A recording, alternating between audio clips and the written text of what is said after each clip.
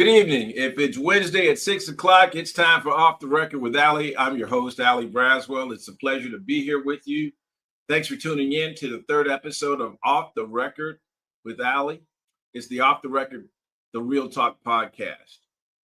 So excited to continue our conversation around the series of pivots in life.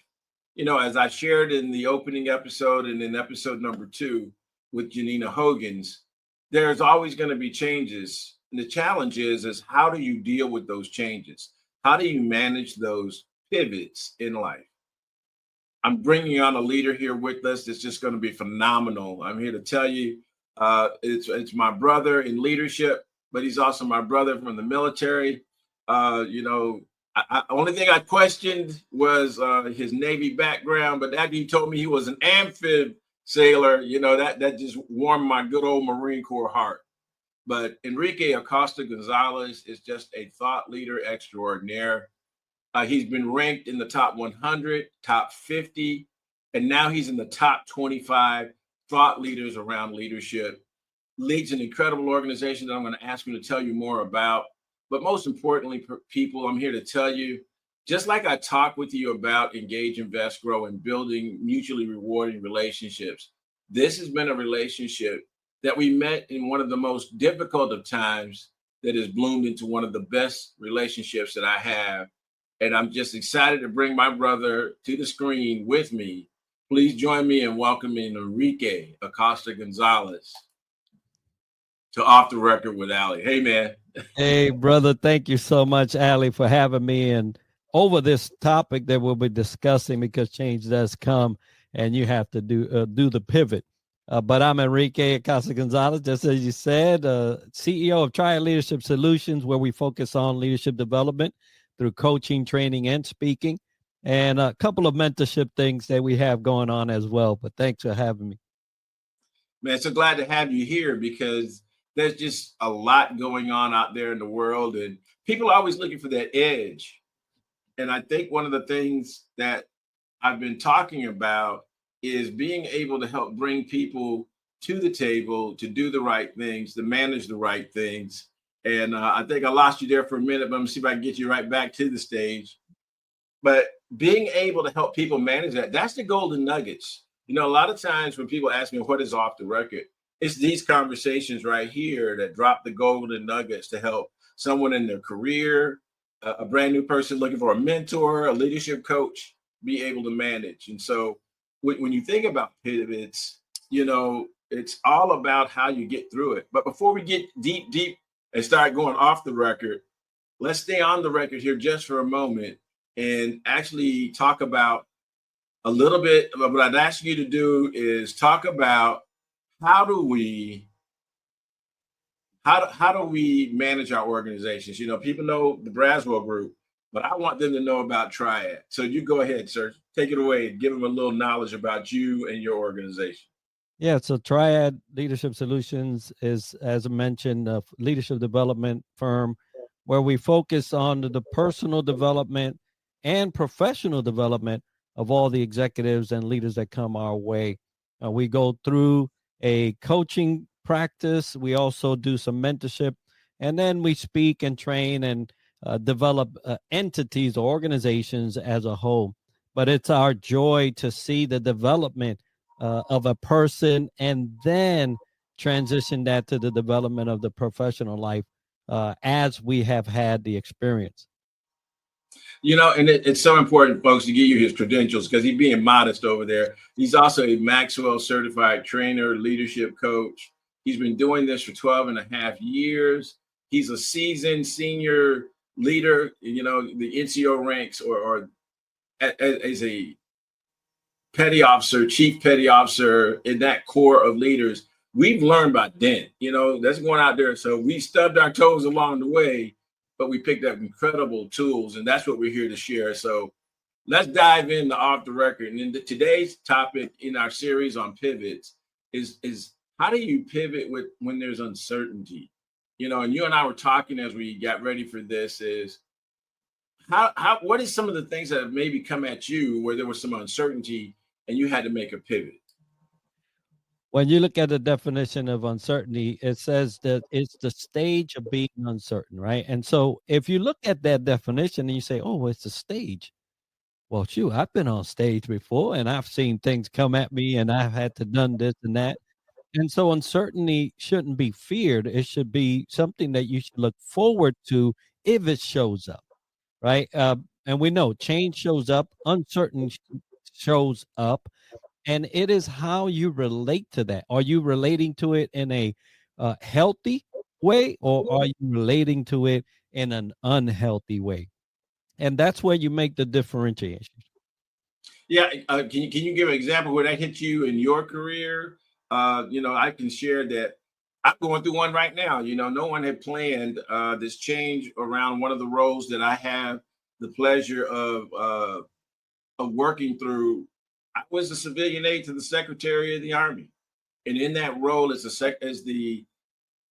civilian aide to the Secretary of the Army, it was a role where I had to have my act together and be able to make an impact and making sure that while it came with the accolades of protocols at some of the highest ranks in the military, it also came with the responsibility of making sure I could do the right thing and help people do the right thing.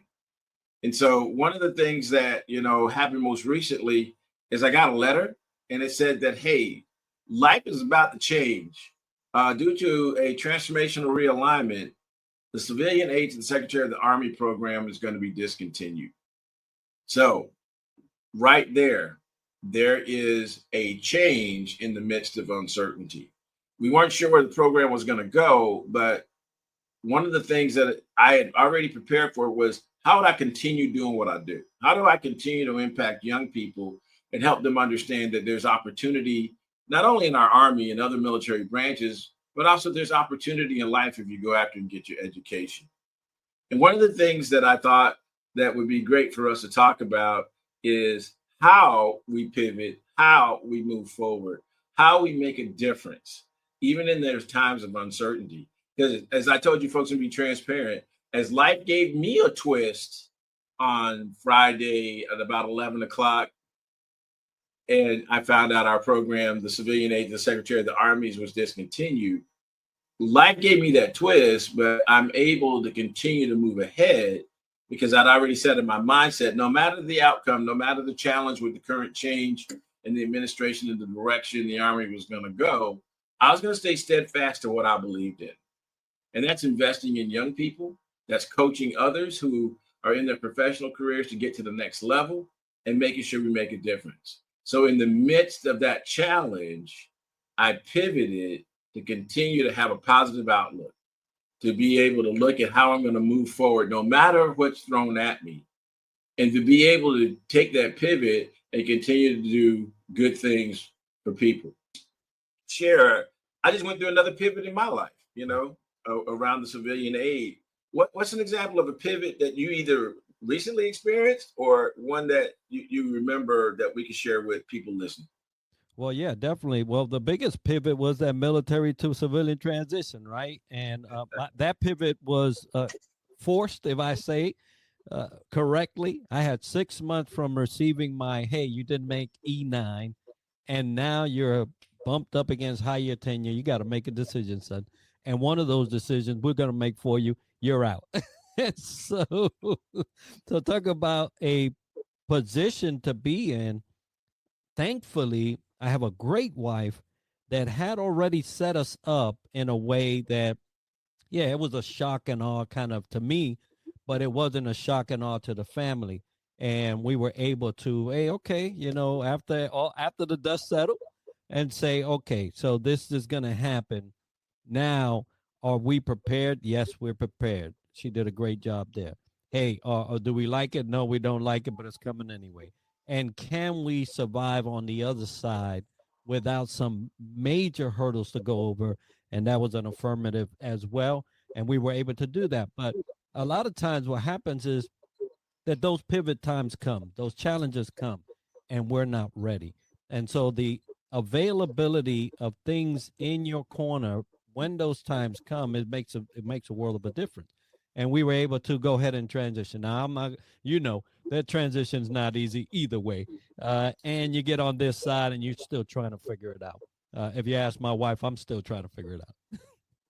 Well, and oftentimes I'll tell people, one of the things that helps me get through there is my faith and having a strategy, just like you just talked about, your wife already having a strategy to help a pivot, because sometimes we can see the pivot coming. Mm-hmm. We just don't know when it's going to show up, right? Right.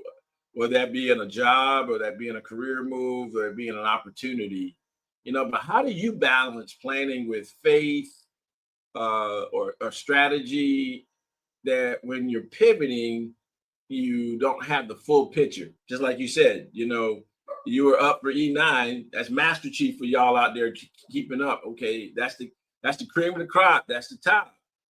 And it had done well to even be considered, but then you had this flip, this pivot come up. Mm-hmm. Yeah. So faith in my life and in my household is the cornerstone of all we do.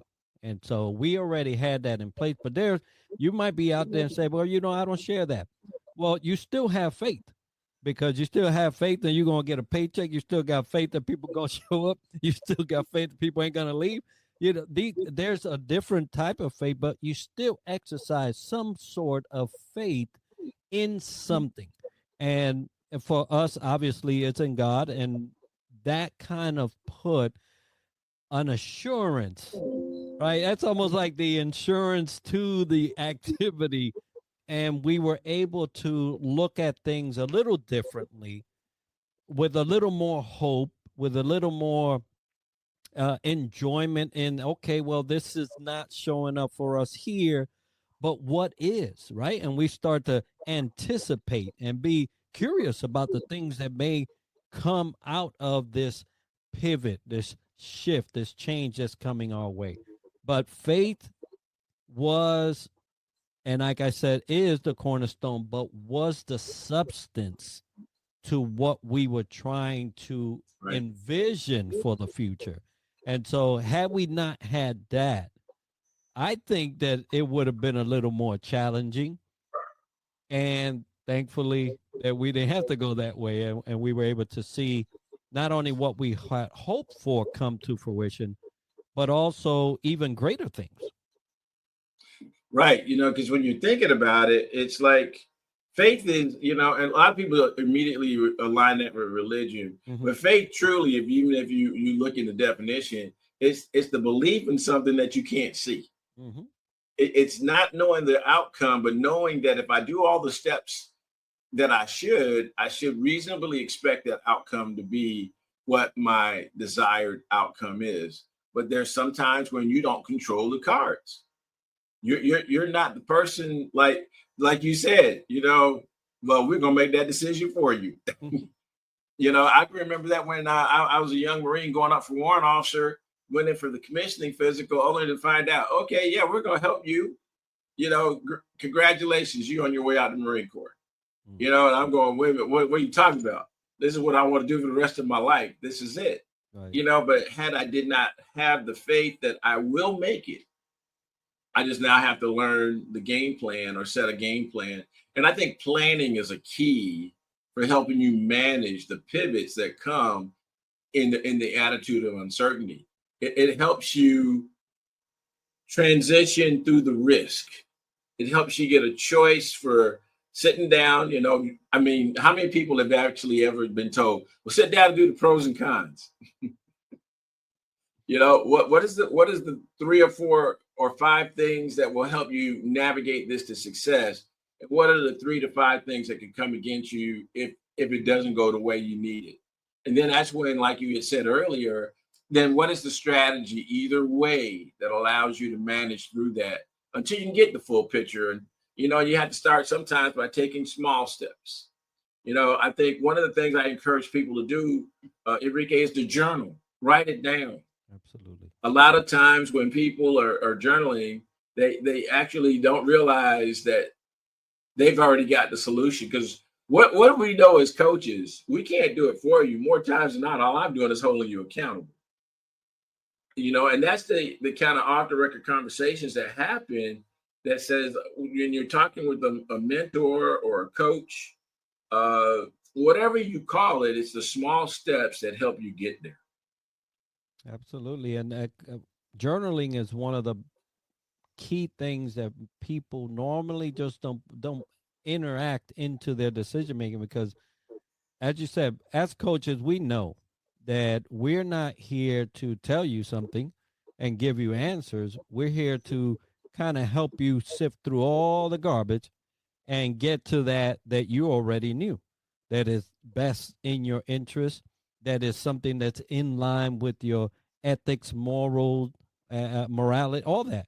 And we just get inundated on a day to day, and we just can't see that so clear. That's why coaches are so vital for folks that really want to get ahead, right? But journaling is one of those things that allows you to start just dumping on it thoughts, aspirations. What do you think about Right. this? And before you know it, you're like, oh my goodness, there it goes, right there. So, very key to helping people in the pivot. Well, and it also helps when you people, I know one of the things I was guilty of, just being transparent, is we get stuck in analysis paralysis, Mm. where we're writing and well, it's got to go this way and it's got to happen like this, and but when you start to lay it out, you can, and you do the pros and cons, you can come up with a game plan. Well, if it goes this way, I can pivot here. If it goes this way, I can pivot here. But what advice would you give someone who might be stuck in analysis paralysis? They're still thinking and waiting for that certainty to come, and it may not, but they got to make that decision. Yeah, so that normally happens when you're doing it by yourself. The moment you add someone else to that thought process, have a discussion over something, that's when you start to make some movement. And as long as you're just talking to yourself, you could do that all day long. It ain't going to change much unless you're coming up with some great ideas. But to combat analysis paralysis, bring somebody in. It doesn't have to be a coach. Talk to your wife. Those they come up with some good some good stuff, right? Talk to your neighbor. Talk to a colleague. Dude, sometimes I talk to my sons and say, "Hey, what do you think about this?" Especially with the new age things, right? They're like, "Nah, Dad, that's not gonna work." I know what you're thinking, but it ain't gonna work. So the moment you add another person, another mind, another conversation to that, you'll see some movement. You're so spot on, because it's the difference in perspectives. Isn't that really what we talk about when we Right. we talk about bringing different life, different experiences to the table? DEI has gotten such a bad rap, but it wasn't about any particular ethnicity. It was about bringing different experiences to the table so that you could get different answers and different ideas about how to solve things. They proved, Forbes magazine writes about it a lot, about the more diverse the team, the more diverse the thought, the more creative the process. I remember reading Franz Johansson's The Medici Effect, where he talks about how a Formula One team came together, or maybe it was NASCAR, came together with Revlon, and they looked at how they developed the mascara brush, okay? How they developed it so that it would go on and they used techniques from understanding how those engineers engineered that little brush to help improve their process in NASCAR. Or maybe it's the gentleman who watched the ant colony to understand how to cool buildings in sub-Saharan Africa, so that by watching the ants, how the worker ants move the dirt around within the colony to maintain the temperature within the colony at a perfect temperature, he was able to recreate that by leveraging and looking at different perspectives. And I think that's what the beauty is of having somebody else. So, as usual, here comes Enrique with a nugget. The kids go like this now, they start clapping and snapping, but golden nuggets right there in that: bring other people into the conversation, have different perspectives on how to go ahead and navigate through uncertainty. And when you really think about it, life's got a lot of challenges coming at us right now. life's got a lot of challenges, and best thing I can do is tell you, stay the course, stay true to what you believe in, and continue to do the good things. And I guarantee you, we're going to see this through. But as pivots will come, it's how to navigate them, turn them into a positive. And I love that idea of talking to your spouse, your significant other, because one of the reasons I'm on Off the Record, the Real Talk podcast, is listening to my wife and saying, you really need to be telling people all this crazy stuff you tell me. And there we go. Right here we are. Right, and so it's vital. It's important. And I think when you talk about dropping nuggets to people in the real off the record conversation. So let's go off the record. Here's the conversation, folks. Nobody's got a perfect roadmap. Nobody's got the perfect game plan. It's having enough resources around you, and somebody you can pick the phone up and say, hey, I'm going through this. I don't know how I'm going to navigate it. Have you experienced it before? Can you give me some idea how to get through it? That's the off the record conversation. This is what happens when you go in and you do that great meeting, and then the leader and his trusted circle or her circle sit down and say, okay, how are we going to do this? And then it's the shared thought. We own it together, and by owning it together, we then come up with some creative processes to fix things. I'm thankful for the accolades and the things I received, even as a civilian aide. But it was a concerted effort of everybody around me helping, being able to work with the recruiters and come up with ideas for how we can engage different sections of the community who may have a misconception about military service, helping to overcome that by being present, by showing authenticity in who we are, and then being able to carry that forward into seeing real stories. And Rick, I'm proud to tell you that while I did make the officer ranks, I've helped over 12 young people who are now future officers or currently serving be able to attain something that was a dream and a vision of mine, but helping them navigate and being there for them is just a incredible return on investment. Absolutely. I know it warms your heart. And just like when we are in service and we see that private or that airman go from that to petty officer or, staff sergeant, you're like, oh my goodness. I had a little bit to do with that. Not all of it, but just a little. And I know that your time as, a civilian aide there, you have impacted way more than what you just counted. Believe that. I believe that. I accept that. I received that. I think about a young captain that I ran into at a base. I'm not sure what the base name is, so I'm gonna call it Camp Fort Jackson, okay? Because last time I checked, it still is. But she was an Evans High School graduate from Orlando, and I'm just standing there and I'm looking at her like, this young lady looks familiar, but I can't place it. So she said, "Well, I'm from Orlando, Florida," and it snapped. She was one of our kids in our JROTC programs over at Maynard Evans High School. Now she's a captain commanding. And I got a chance to pull her to the side. She says, "Well, sir, you would have known me by my maiden name." And she shared it. I'm like, oh, yeah. And I got on the phone with her advisor from the time. It was incredible to watch it. But then here is the return on investment. She then shared, and I'm studying for my doctorate. I'm here to tell you that she has now earned her doctorate in business, and she has earned the rank of major. And there's not too many gray hairs I had to grow to watch that happen. So and she talks about her pivots in the Army and how she had to navigate and the things she had to overcome. So what I want you to take away from this is there will be pivots. There will be unforeseen changes. There will be uncertainty. But with a sound game plan, with the ability to journal and write it down, pivot to call Enrique's, call Allie's and say, hey, Unc, I don't know how to navigate this because that's what my wife says. I'm everybody's favorite uncle. I haven't seen this before, but with all that gray hair up there, maybe you have. Leverage your resources, whether that be your wife, your spouse, your significant other. an uncle, an aunt, a former coworker.